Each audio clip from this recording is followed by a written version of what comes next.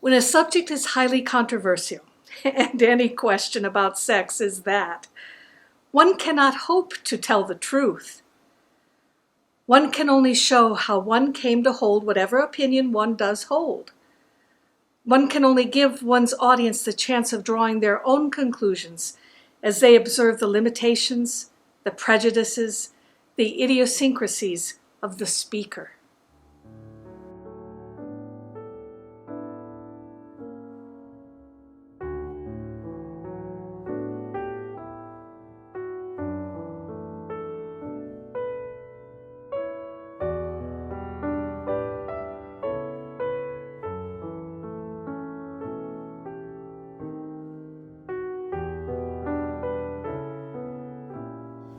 Hello, welcome to the Rogue Theater, and thank you for joining us.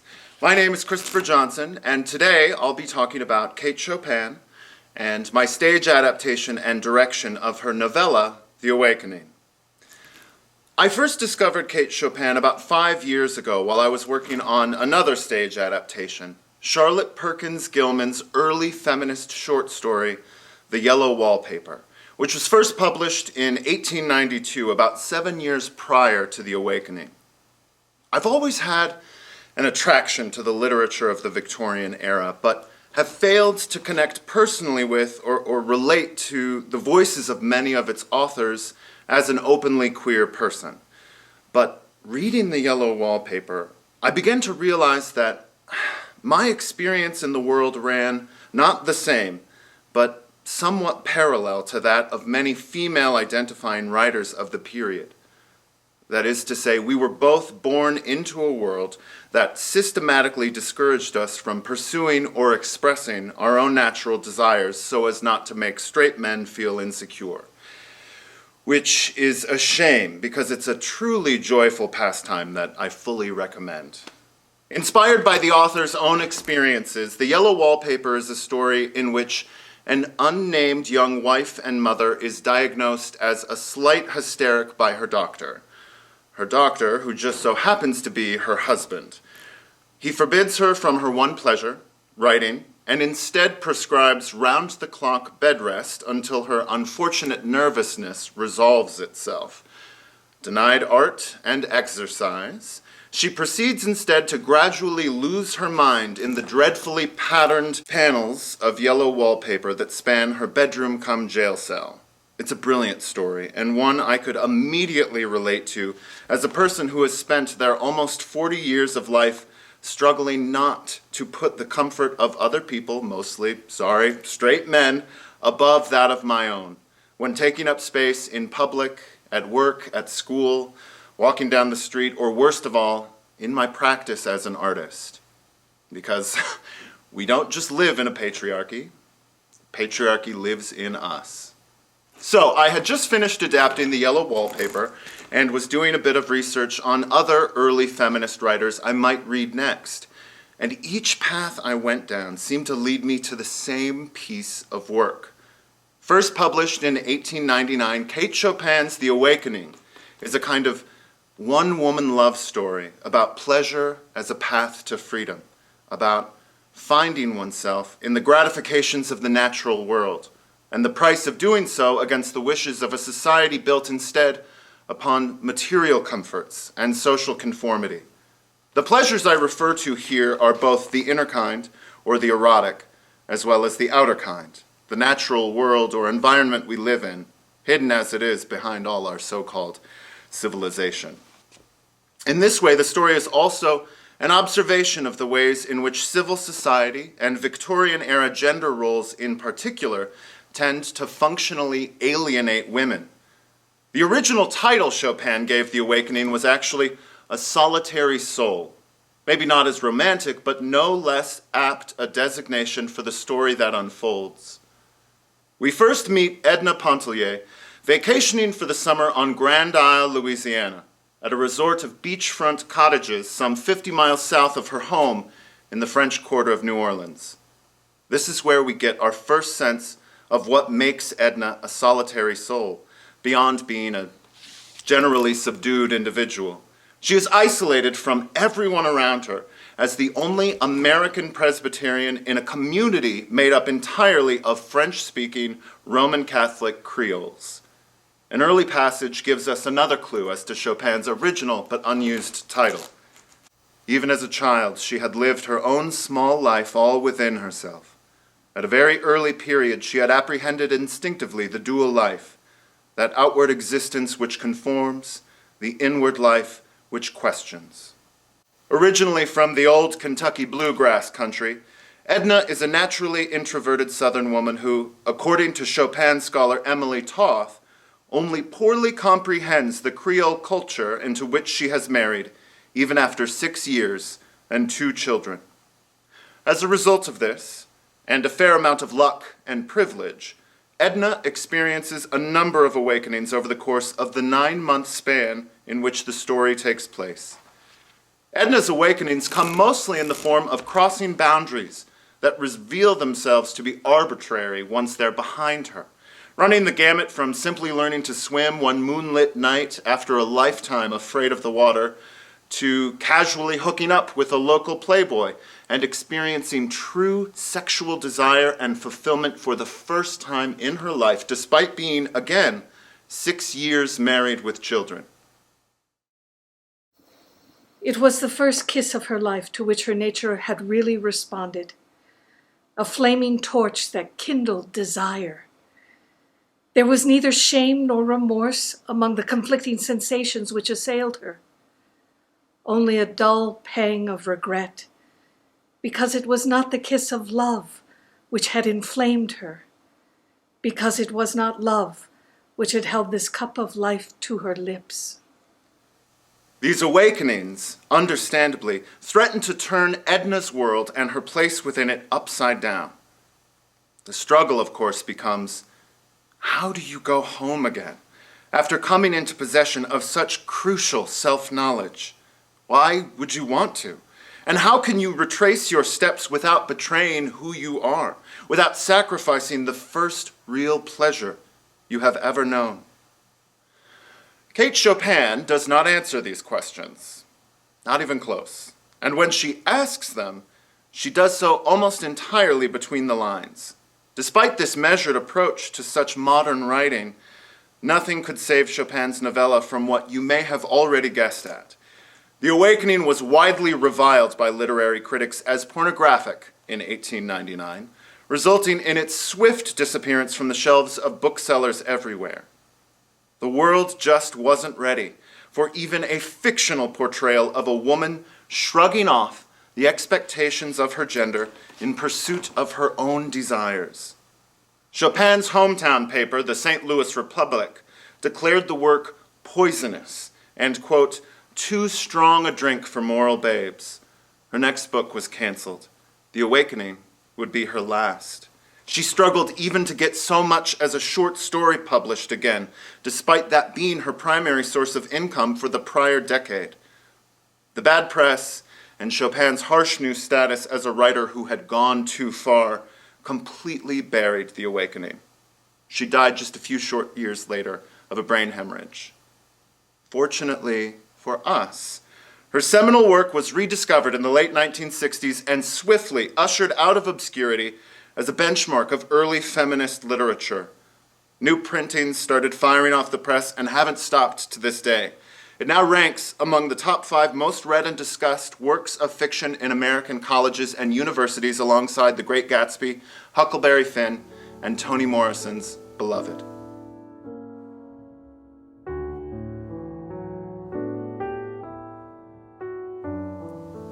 Born Catherine O'Flaherty in St. Louis, Missouri in 1850, Kate Chopin was the product of an arranged marriage. Her father was a newly arrived Irish immigrant, and her mother hailed from a family of French settlers who had lived in Missouri for several generations. Like the Creoles surrounding Edna in The Awakening, Chopin was raised to speak both French and English fluently. Her father died in a railway accident when she was just 5 years old, and Chopin grew up in the more than capable care of her mother, grandmother, and great-grandmother, all widows. Their generations of influence is apparent in Chopin's body of work, which is peopled throughout with vibrant and self-determined women. She had a Roman Catholic schooling at the St. Louis Academy of the Sacred Heart, where the nuns preached both the piety of being a wife and mother, as well as the importance of being an informed and independent thinker. When she was 11 years old, the Civil War broke out. One of the few southern states not to secede from the Union, Missouri's loyalties were divided.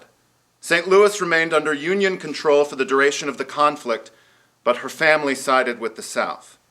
Her half-brother George fought for the Confederacy and died shortly after being captured by the North. Reading her large repertoire of short stories, what Chopin saw during these years is manifested in the tender and empathetic portrayal of Black and white Americans struggling daily with the physical and emotional costs of war. By the time she was 18, the war had ended, and St. Louis sprung back to life.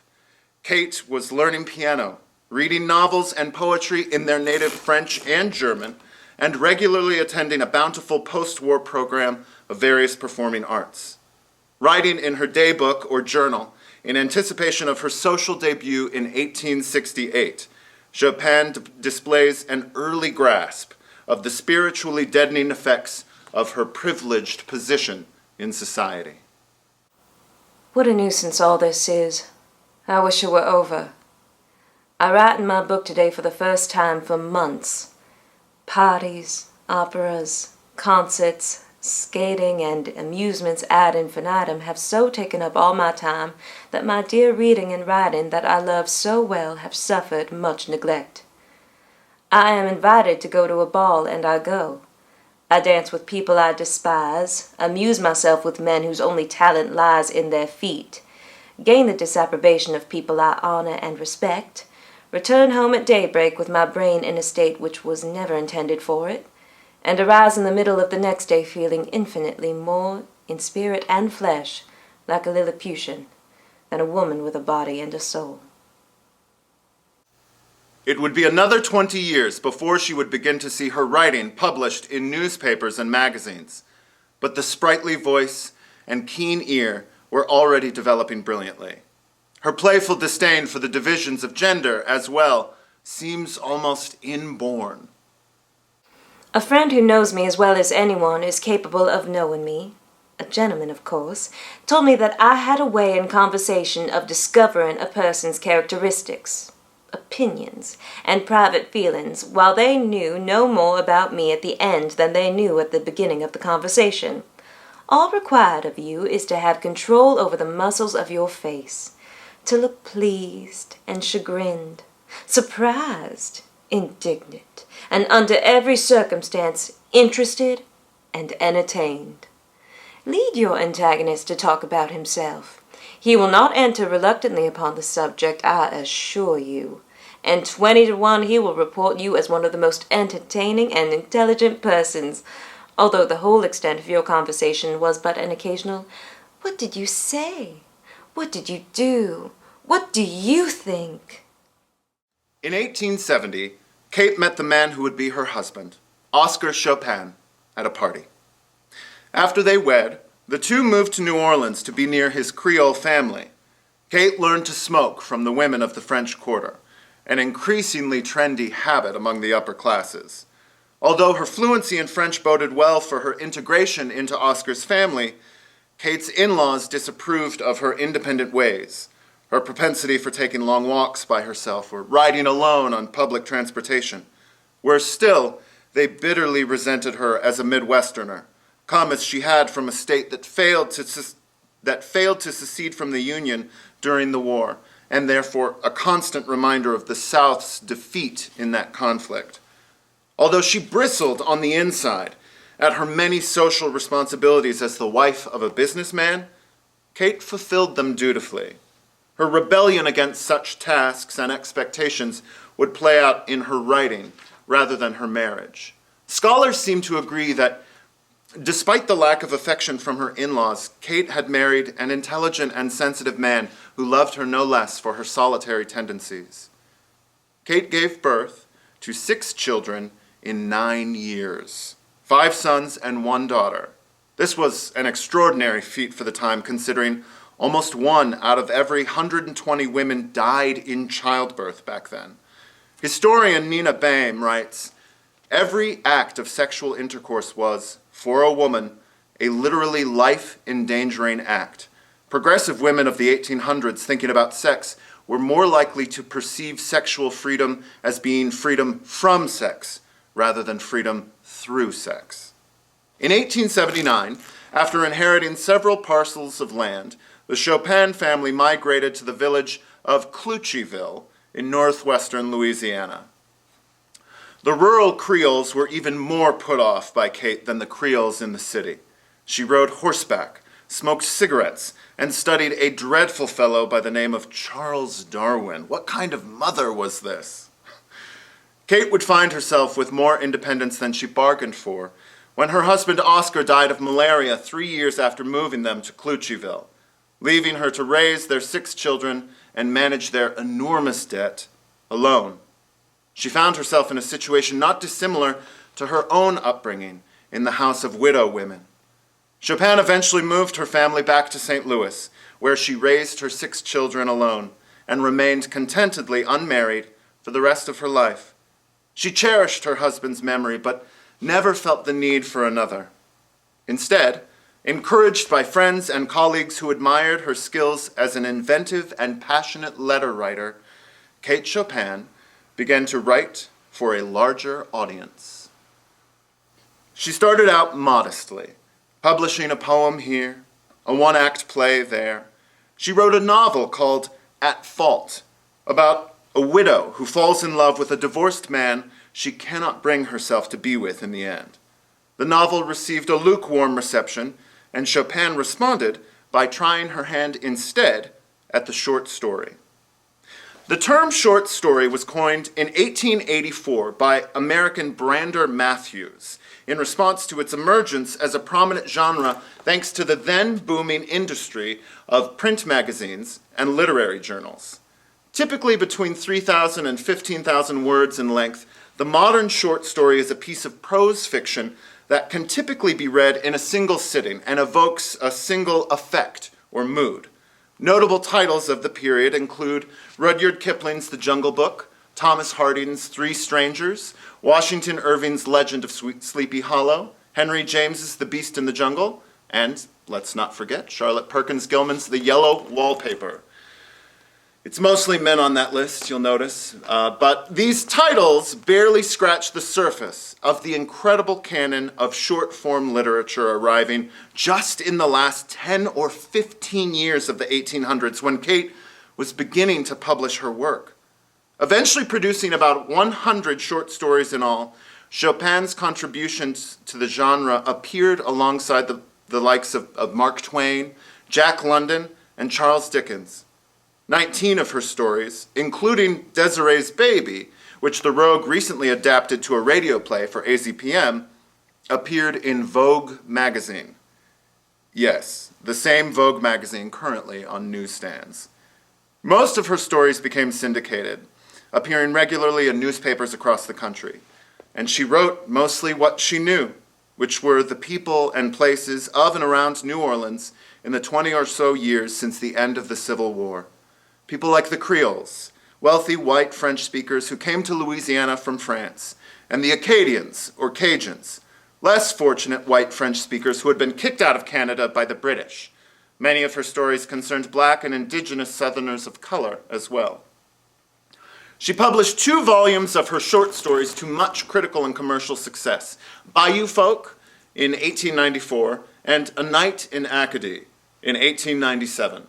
She had by now developed a skill for the unexpected turn in her stories and employed many a twist ending meant to pack a lasting wallop while still fitting into the limited margins of the newspapers and magazines that syndicated her work.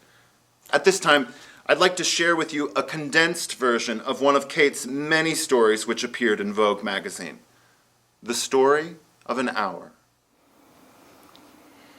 Knowing that Mrs. Mallard was afflicted with a heart trouble, great care was taken to break to her as gently as possible the news of her husband's death. It was her sister Josephine who told her, in broken sentences, veiled hints that revealed in half concealing. Her husband's friend Richards was there too. It was he who had been in the newspaper office when intelligence of the railroad disaster was received, with Bentley Mallard's name leading the list of deceased. He had only taken the time to assure himself of its truth by a second telegram, and had hastened to forestall any less careful, less tender friend in bearing the sad message. She did not hear the story as many women have heard the same, with a paralyzed inability to accept its significance. She wept at once, with sudden, wild abandonment. When the storm of grief had spent itself, she went away to her room alone. She would have no one follow her. There stood, facing the open window, a comfortable, roomy armchair. Into this she sank, pressed down by a physical exhaustion that haunted her body and seemed to reach into her soul. She sat with her head thrown back upon the cushion of the chair, quite motionless, except when a sob came up into her throat and shook her, as a child who has cried itself to sleep continues to sob in its dreams. There was something coming to her, and she was waiting for it, fearfully. It was too subtle and elusive to name, but she felt it, creeping out of the sky, reaching toward her through the sounds, the scents, the color that filled the spring air. Now her bosom rose and fell tumultuously. She was beginning to recognize this thing that was approaching to possess her, and she was striving to beat it back with her will. When she abandoned herself at last, a little whispered word escaped her slightly parted lips. She said it over and over under her breath.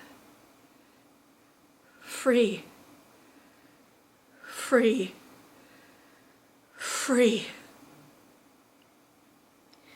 The vacant stare and the look of terror that had followed it went from her eyes. They stayed keen and bright. Her pulse beat fast and the coursing blood warmed and relaxed every inch of her body. She did not stop to ask if it were or were not a monstrous joy that held her.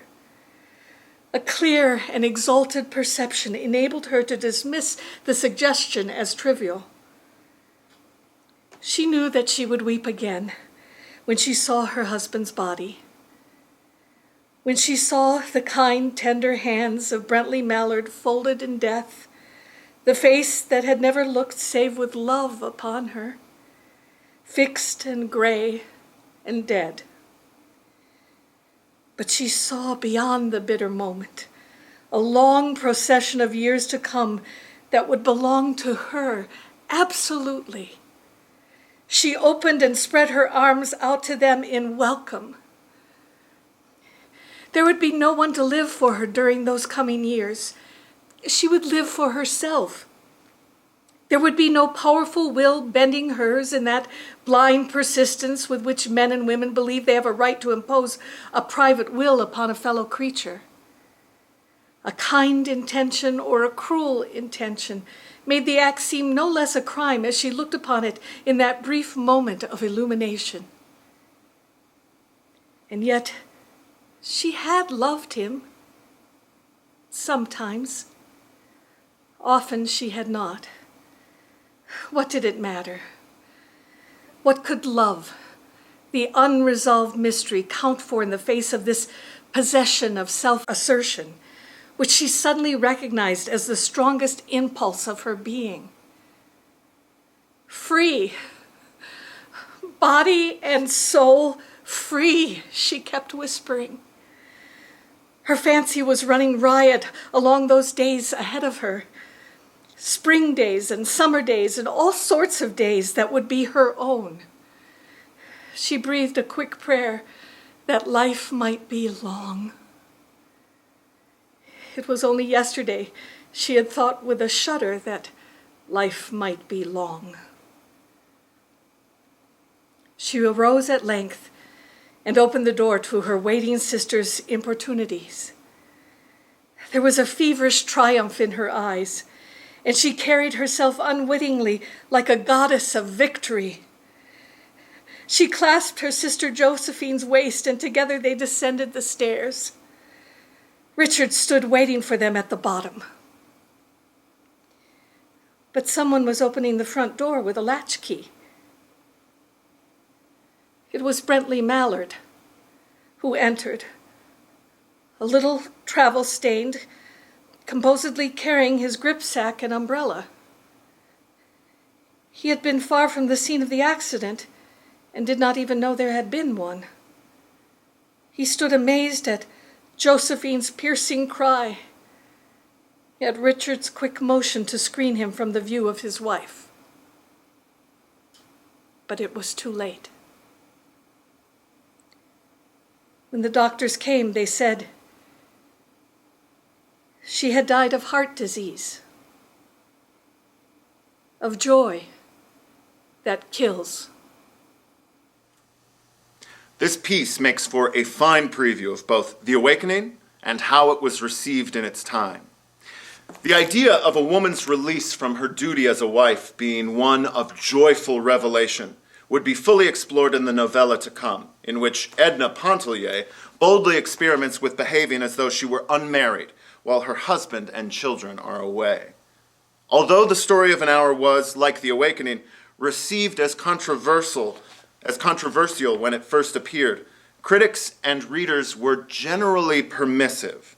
Chopin scholar Emily Toth believes the reason it didn't cause a bigger stir is because the protagonist dies at the end, which the general public would have seen more as justice than tragedy, given her expressed desire to lead her own life and pursue her own desires.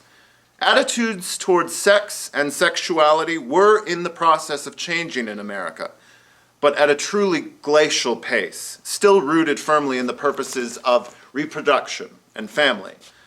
Chopin was walking a very thin line. But she was ready again to write another book, not merely evoke a single mood experienced over the course of a brief sitting. This next book would abandon the exciting twists of her short story output in favor of a less tidy but more authentic form of storytelling.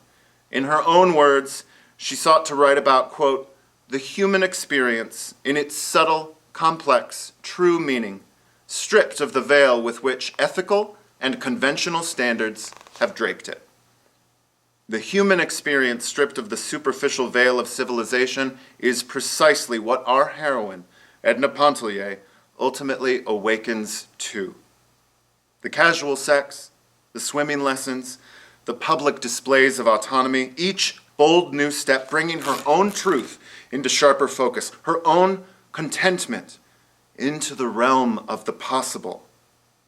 But as she pursues these things society has denied her, she likewise begins to render herself unfit to remain within it.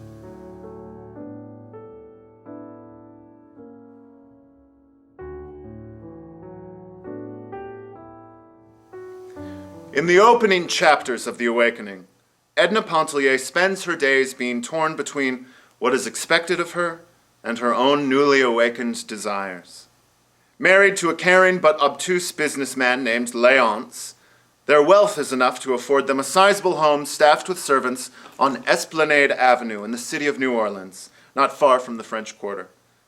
But after several years of doing what she was raised to believe would give her life meaning, marry and reproduce, manage a household staff, entertain the wives of her husband's co-workers, and present herself publicly as a token of her husband's material wealth and success, Edna finds that she is not living happily ever after.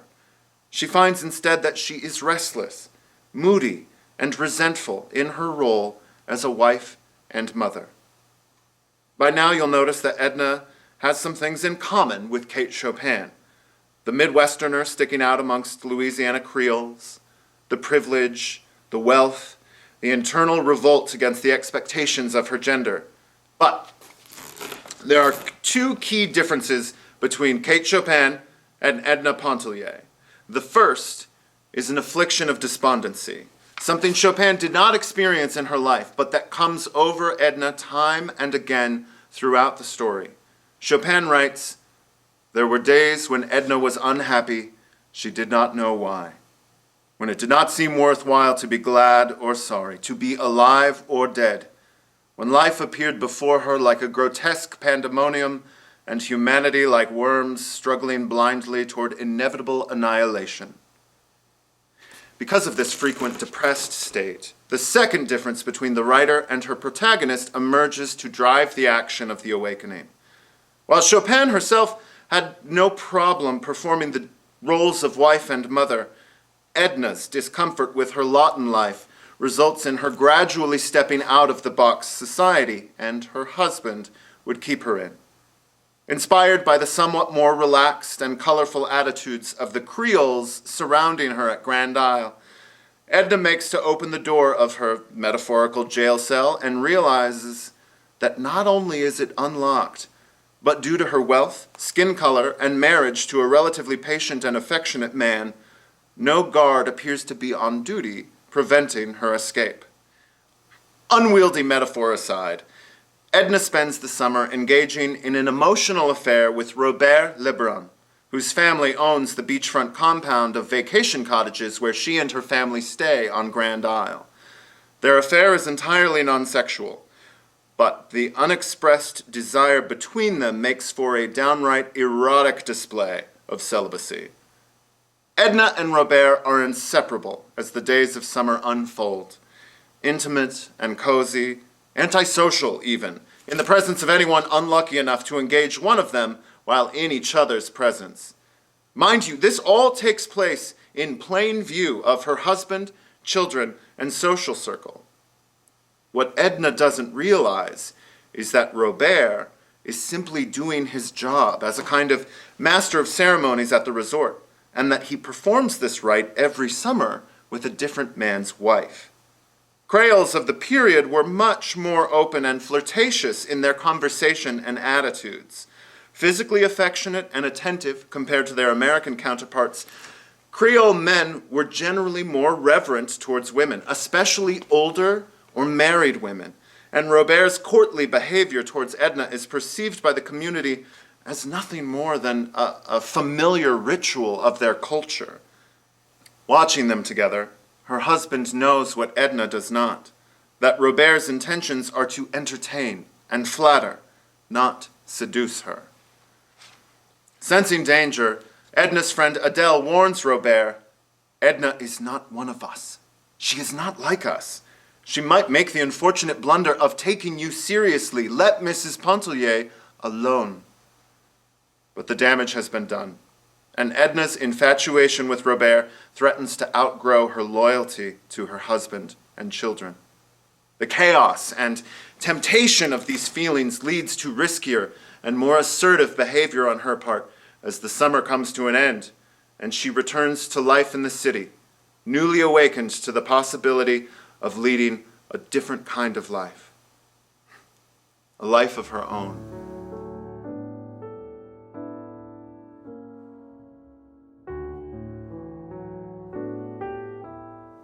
The awakening was truly a joy to adapt for the stage. Chopin's genius as a writer, in my opinion, was for narration. This meant that my biggest challenge in assembling the script was keeping as much of the poetry of her narrative prose as possible without presenting a play in which we merely read the book out loud to you in our finest period costumes. Like most of the adaptations we've developed in-house at The Rogue, the action is driven by a combination of dialogue spoken between characters and direct address narrative, or narration that is delivered in brief monologues straight to the audience by the actors on stage, similar to a Greek chorus. This narration is usually spoken in tandem with stylized pantomime of what is being described. It's very hard not to do some amount of telling as opposed to showing when adapting a classical work of literature. But we make a concerted effort never to tell only, to always show you something, even if it's just the emotional life of the narrator as they move the story forward with their speech. A good 90% of the words spoken in Rogue's Awakening come directly from Chopin, and are transcribed intact, if sometimes reordered for the sake of momentum or clarity. The remaining 10%, scattered throughout and hopefully indistinguishable from the rest, are minor inventions on my part, written to elaborate certain ideas or moments, or to help bridge between scenes. Most of the dialogue in the play, spoken between characters one to another, comes straight from the source material without any meddling on my part. But in rare cases, you will hear dialogue between characters that was creatively manufactured from narrative prose. As an example, I'd like to present a scene from early in Act 1 between Edna and her friend and confidant, Adele. The two share a cigarette one night on the beach, looking out over the gulf as Edna confesses to a less than happy married state. I will read the lines as they appear in Chopin's original text, and the actors will perform them as adapted for the stage. Sometimes I feel this summer as if I were walking through that green meadow again. Idly, aimlessly, unthinking and unguided. Pauvre chérie. Her marriage to Léonce Pontellier was purely an accident, in this respect resembling many other marriages which masquerade as the decrees of fate. My marriage to Léonce was purely an accident. In this respect, resembling many other happy marriages. He fell in love, as men are in the habit of doing, and pressed his suit with an earnestness and an ardor which left nothing to be desired. He fell in love. As men are in the habit of doing. And pressed his suit with an earnestness and ardor which left nothing to be desired. She fancied there was a sympathy of thought and taste between them, in which fancy she was mistaken. Add to this the violent opposition of her father and her sister Margaret to her marriage with a Catholic, and we need seek no further for the motives which led her to accept Monsieur Pontellier for her husband. I fancied there was a sympathy of thought and taste between us. Add to this the violent opposition of my father and my sister Margaret to my marriage with a Catholic. And we need seek no further for the motives which led you to accept Monsieur Pontellier for your husband. As the devoted wife of a man who worshipped her, she felt she would take her place with a certain dignity in the world of reality, closing the portals forever behind her upon the realm of romance and dreams. As the devoted wife of a man who worshipped me, I felt I would take my place with a certain dignity in the world of reality. Closing the portals forever behind you upon the realm of romance and dreams. Naturally. She grew fond of her husband, realizing with some unaccountable satisfaction that no trace of passion or excessive and fictitious warmth colored her affection, thereby threatening its dissolution. She was fond of her children in an uneven, impulsive way. I grew fond of Léonce, realizing with some satisfaction that no trace of passion or excessive and fictitious warmth colored that affection, thereby threatening its dissolution. Edna? I am fond of my children. Of course you are. The year before, they had spent part of the summer with their grandmother Pontellier in Iberville.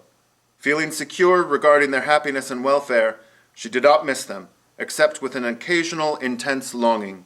It seemed to free her of a responsibility which she had blindly assumed, and for which fate had not fitted her. Last year they spent part of their summer with their grandmother in Iberville. It was the most secure I'd ever felt regarding their happiness and welfare. I did not entirely miss them. It seemed to free me of a responsibility which I had blindly assumed and for which fate had not fitted me. I would never sacrifice myself for my children or for anyone. Edna, you can't be serious. If I really I thought... would give up the unessential. I would give my money. I would give my life for my children. but I would never give myself. I'm sorry, I can't make it more clear. It's only something which I am beginning to comprehend. I don't know what you would call the essential. I don't know what you mean by the unessential, but a woman who would give her life for her children could do no more than that. Your Bible tells you so. I'm sure I couldn't do more than that. Oh, yes, you could. Adele! Edna. So that's just one example. It's a little gory and it's only a piece of the overall process, but that's a partial look under the hood, at least, of some of how I approached this adaptation. I should add that the original text of The Awakening describes in great detail the affection and sympathy between Edna and Adele, but doesn't provide much spoken dialogue to support it. In adapting this narrative passage to dialogue, I was able to better bring that relationship to life on stage while further informing the audience of our heroine's inner life. At least that's my hope. Another look into the process I'd like to share with you has to do with the sound design of the play. But to tell you about that, I first have to tell you a bit about the sound design we were developing exactly 1 year ago for Rogue's first full production mounted during the pandemic, Arthur Miller's A View from the Bridge, which I also directed. That play was performed to pre-recorded dialogue, actors wearing masks and moving to a soundtrack of their own voices. One of the worries we had while preparing that production was that folks in the audience or watching from home wouldn't realize the actors were not, in fact, speaking their lines aloud under their masks. So, we came up with a way to acknowledge the conceit of the pre-recorded audio. Here's a scene from the play in which Bryn Booth, as Catherine, sets the table for dinner with the help of electronically generated sound, but no physical props. What's all that about? Where's she going? No place. It's very good news, Eddie. I want you to be happy. Well, what already? She's got a job. What job? She's gonna finish school. Eddie, you won't believe... No, you're gonna finish school. What kind of job? What do you mean? All of a sudden Listen a minute, it's wonderful. It's not wonderful. You'll never get nowheres unless you finish school. You can't take no job. Why didn't you ask me before you take a job? She's asking you now. She didn't take nothing yet. Listen a minute. I came to school this morning and the principal called me out of the class, see, to go to his office. Yeah? So I went in and he says to me he's got my records, you know, and there's a company wants a girl right away. Unlike presenting a magic trick, where your success hinges on keeping the mechanism hidden, theatrical conceits sometimes depend upon an unimpeded view of the mechanism in practice. I believe we achieved this fairly well when Bryn set the table in A View from the Bridge. But that was last season. Now that the Rogue's entire staff, acting company, and volunteer corps have all been vaccinated against COVID, we're back to making noise live and in the room, albeit with some new skills under our belts. When we started the process of staging The Awakening, I realized right away that the script moves too quickly from one location to the next for us to utilize a lot of the props we might usually want to. There's no point setting up a full dinner table with place settings for 8 people when the scene in question is over and done with in less time than it would take to bring all of the necessary props and furniture on stage. But we still need to evoke a full and lived-in dinner scene, page and a half long or not. Dishes of food, dropped silverware, a glass of wine slammed down on the table to emphasize a point. You won't be surprised to learn that we at the Rogue will be miming all of these things. What we'll be doing differently in this production is performing those mimes in sync with Foley sound effects being made just off stage. It's something we've done before to some extent, but never quite so much or detailed as you'll encounter in The Awakening.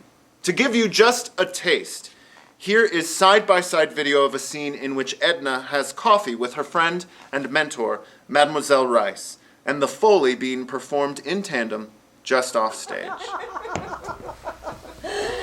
I have had a letter from your friend. My friend Yes, he wrote to me from the city of Mexico. wrote to you. Yes, to me. Why not? Don't stir all the warmth out of your coffee. Drink it. Although the letter might as well have been written to you, it was nothing but Mrs. Pontellier. I won't spoil how The Awakening ends. but I do want to talk briefly about how it doesn't. It doesn't end neatly. It delivers no definitive message, judgment, or moral, and despite what I've been maybe leading you to believe, it's not entirely fair to call Kate Chopin's finest work a feminist work. We celebrate it as one, sure, as feminists ourselves who greatly appreciate the awakening's clear-eyed observations of the ways in which women have long been isolated and oppressed by design. But, and this is a big and sensitive but, Kate Chopin did not believe in writing for social change. Not only that, she took umbrage with those who did. How's that for a twist ending? Like a lot of Southern authors, Chopin considered society more organism than machine. Social issues, in her words, were mutable and therefore at odds with the more timeless designs of great literature. She openly criticized Henrik Ibsen's play A Doll's House for this very reason. Ironically, A Doll's House is the work of art that The Awakening is most often compared to for its similar plot and themes. Chopin, of course, was wealthy and white and privileged enough to live most of her life without too much interference from the patriarchy. Remember, she was raised and educated entirely by women and was able to raise and educate her own children almost entirely as a single woman. Despite what we perceive as a feminist viewpoint, Chopin's autonomy was such that she was worried more over being a writer with a lasting reputation than she was about eliciting any kind of change. I should add that the word feminist was just coming into usage at the time.